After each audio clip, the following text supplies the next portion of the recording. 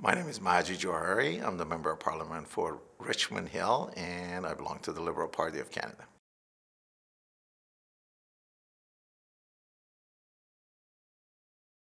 Well, I ran for political office simply to just give back. I was at the stage of my life that I felt that I'm accomplished in many aspects, financial, family, and I was looking for something more and to give back to the community. And I felt running at the federal level is where I want to give back because the policies are more national and impactful as a nation. Also, I did not agree with the policies at that time, and I felt that the policy of the Liberal Party was something that I could align with. And I actually, when the current Prime Minister became the leader of the Liberal Party, I found the inclusivity, the openness very, very interesting. And, I want to change, and I believe if you want to change, you got to become the agent of change. So rolled up my sleeve, got involved.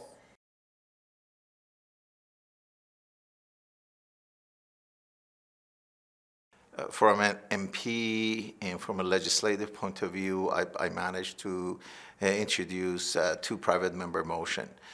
One was focused on mental health and on youth and recidivism, and the other one was more on the social justice side, had to do with the Emancipation Day. So from a legislative point, this is really where I think this is my proudest moment, when both unanimously passed the House.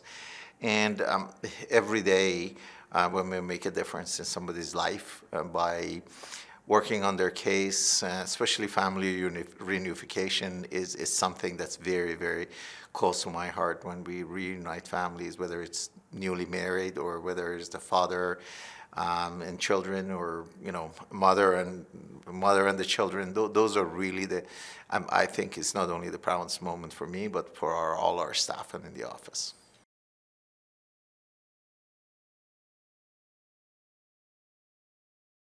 The motivation every day is the belief that the work that I do makes a huge difference, and make a difference when we look at the challenges we've had on the social justice side, the challenges we have in environment, the challenges that we have around youth empowerment, the challenges we have around seniors, all of those. This is what really, really motivates you. And also, honestly, the amazing team that I have the benefit of working with, the youth, and they're unbelievable, and they bring such an energy to the office with their ideas and with their thoughts, and it makes the day very, very enjoyable coming to the office.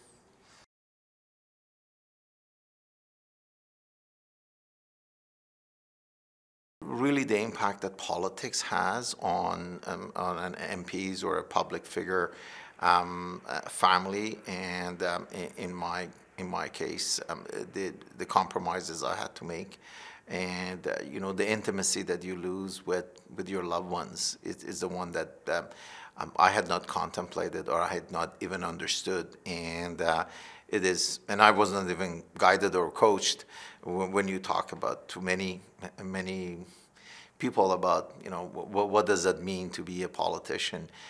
Usually an aspect that it's not enough attention is paid the impact on your family and on your network of friends.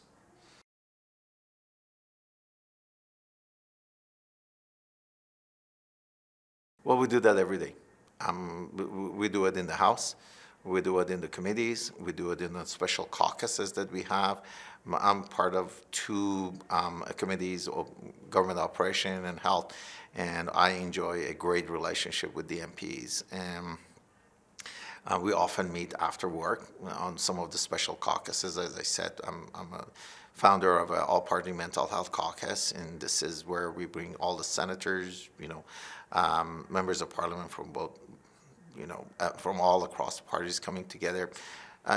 We meet as we are walking out of the committee. We talk about things that are important. We talk about our point of views, and I strongly recommend that Canadians, especially the youth, if you're watching the media and the 30-second clip that's coming from the floor of House of Commons, which they're their heated exchanges. Don't pay attention to that. That's not what we are. That's not who we are. We are 338 privileged member of parliament that we've earned the trust of our community to come to work together, and that's what's happening. And unfortunately, media and others, they sometimes don't really pay attention to the close relationship, both from personal relationship as well as the work relationship that we developed. All the exchanges that happen, water cooler talks, and these are the things that really makes every day and every opportunity that we have, that we are in this house and we are in this vicinity, working close together. So it happens every day, it happens every hour, it happens every minute, and what we do here.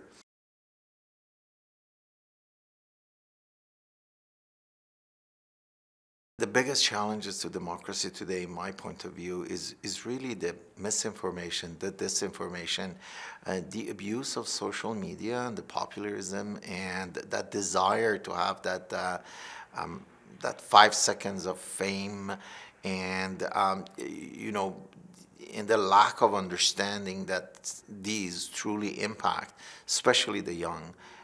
This is at the time that they're exploring.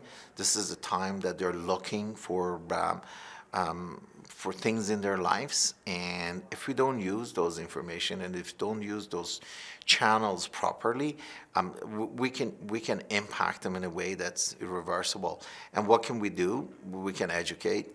We can be accessible. We can do sessions like this to really kind of demystify what MPs do and what they're all about, and just make ourselves more accessible and make sure that we are resourceful and we are available to answer the questions that they need, especially the community. And that's why we spend a lot of time, aside from being in Ottawa, in our constituency offices, to deal with that misinformation and disinformation. And we use our social media channels in a way that it's informative, it's factual based, and we can back it up.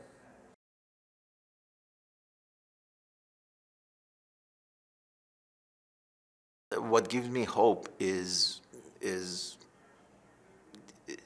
are people like you, are people like my staff, or my son, my daughters, and my family's sons and daughters, and the talent that it exists, and the energy that exists, and the positivity that exists. And yet, we are in uncertain times, and it's our responsibility to bring that perspective, yet confidence, and allow them to grow and allow them to be who they are. I do a lot of events with youth. All our staffs are fabulous young leaders in their field that they come in. And what gives me hope is that I believe the generation that's we are going to leave this, and hopefully we leave a positive legacy, is the generation that is going to help us make that transformational change that we deserve as Canada. Canada is the best country in the world, bar none. And the youth that comes here, the diversity of the youth, the strength and the passion, the desire to grow, prosper, and make difference. I've never seen it anywhere else. And it's what gives me hope is you guys.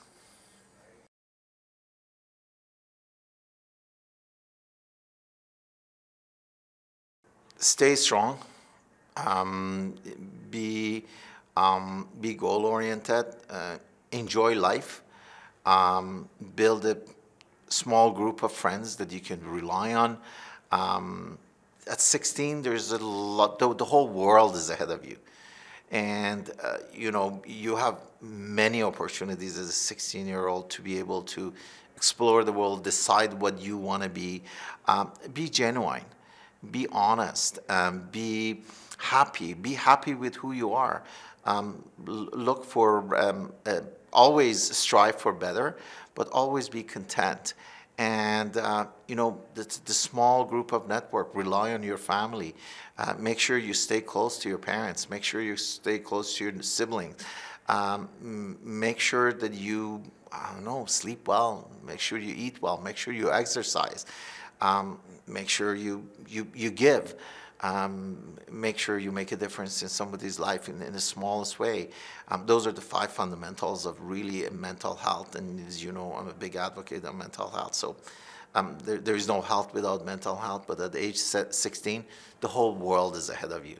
And you can make it to whatever it is, but those are really hard work, authenticity, being genuine, and, desire to make a difference. Believe in yourself. Believe in yourself. I came here 44 years ago as an international student, age of 18, and I went through a lot. But I see the 16-year-old today in Canada. They have every opportunity that they want, and our government is there to also support making sure that those opportunities comes to reality and those desires that they have comes to reality.